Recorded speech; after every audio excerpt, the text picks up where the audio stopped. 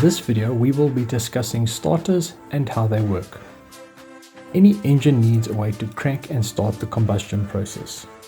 The system used to start the engine uses a DC motor that operates on battery power. A large amount of torque is needed to compress the air-fuel mixture in the engine cylinders, overcome the oil's resistance, and provide torque to the pumps. That is why a current flow of between 150 to 200 amps is needed, and therefore the battery must be fully charged. The entire starting system is made up of the starter, the battery, and the ignition. Let's get down to the fundamentals. Here we have a diagram of the starting system. Although they can differ in small ways, a starter motor is generally made up of an armature, which generates turning force and rotates, a field coil, which generates a magnetic field, a brush and a commutator, which passes current to the armature coil, a pinion, which connects the motor to the engine's ring gear, a magnetic switch, which turns the current on and off, a solenoid, which meshes the pinion to the ring gear, and lastly, an overrunning clutch, which cuts the flow from the motor to protect it from any damage. How it starts. How it generally works is, a cable goes from the positive battery terminal to terminal S, which goes through the ignition switch. This is to operate the magnetic switch.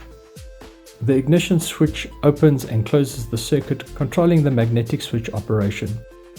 A second cable is connected directly to terminal B on the magnetic switch. A thick cable is used here because a large current is needed to rotate the motor.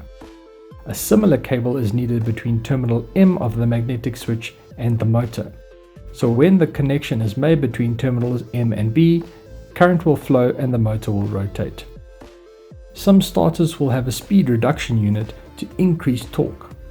These are generally in vehicles that need a greater starting capacity or that operate in cold areas. The operating principles of a DC motor. When current flows through any conductor, a magnetic force will be produced around it. It operates similar to a screw. As the screw turns clockwise, it will move forward or away from you. This tells us that there is a definite relationship between the direction of current flow and the direction of magnetic lines of force. When the current flows through a conductor that is already in a magnetic field, a magnetic force around the conductor will influence the current going through it. In a previous video, we explained Fleming's rule, and this is basically it. A motor will also operate according to this rule. As we can see here, on one side the conductor is pushed upward and on the other it is pushed downward. A turning force is produced which forces the coils in the commutator core to turn as a unit. When the motor turns, the commutator changes the direction of the current going through the conductor. The wiring between the armature and field coil. There are different ways of connecting the armature and field coils. This will be dependent on the type of performance that the motor needs. Most cars use and need a series wound starter. They develop greater torque at slower speeds as the load in the motor increases and less torque as the load decreases and speed increases. Transmission of rotary motion. Here we have two types of mechanisms that can be used, the reduction type and non-reduction type. The non-reduction type starts with a pinion that connects to the starter motor's armature, while in the reduction type, the pinion is connected to a secondary shaft called the reduction gear shaft and from there to the armature. Both types are meshed with the engine flywheel. When the ignition is turned to the start position, the plunger is pulled by the electromagnetic switch, which causes the pinion to move toward the ring gear through the shift lever. When the plunger is pulled all the way, contact is made, a large amount of current will flow, which will force the motor to rotate.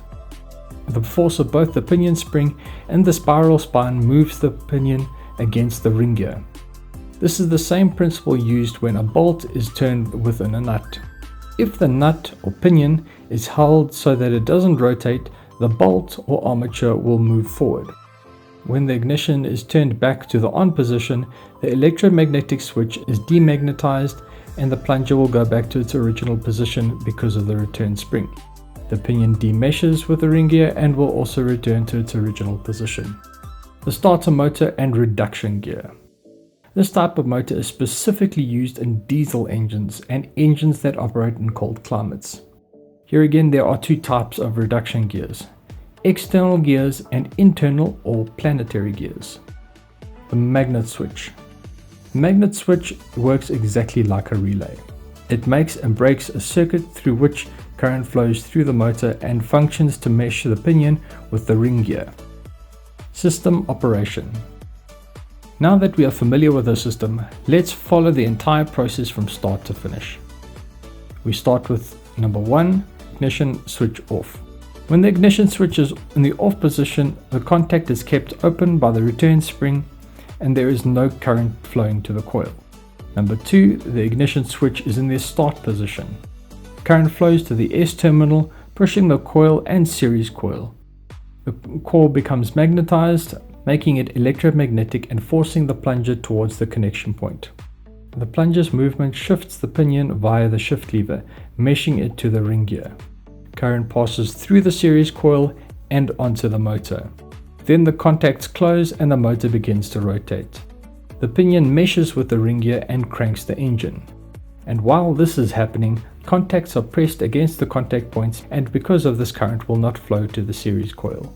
The contacts will be held in place by the magnetic force of the shunt coil.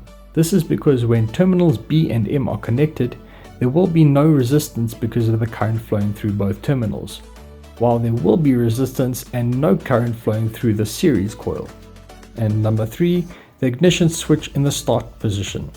After the engine is started, a reverse current will flow through the series coil, causing a reverse electromagnetic force to neutralize the electromagnetic force of the shunt coil. The plunger will return to its default position because of the return spring, causing the pinion to demesh from the ring gear. The connection between the contact points is broken and the current to the motor is stopped. The overrunning clutch. After the engine has been started, the ring gear rotates the pinion. If this motion continues through the starter, it will damage the motor. That is why we have an overrunning clutch to interrupt the transfer even while the pinion and ring gear are still meshed. The overrunning clutch is made up of an outer race, an inner race, rollers, and springs to support the rollers. The outer race has a wedge-shaped grooves and contains rollers within springs to hold the rollers in place. It rotates together with the armature shaft because it is combined with a sleeve that can slide on the spines of the armature shaft and the pinion. When the engine is cranked, the outer race forces the rollers into the grooves so to connect the outer and inner race. The complete mechanism will go from the armature shaft to the outer race to the rollers to the inner race to the pinion to the ring gear. After the engine starts, the inner race will rotate faster than the outer race, forcing the rollers into the large sections against the spring's force, and in turn move the inner and outer races away from each other. Please like and subscribe. Keep on the lookout for more upcoming videos.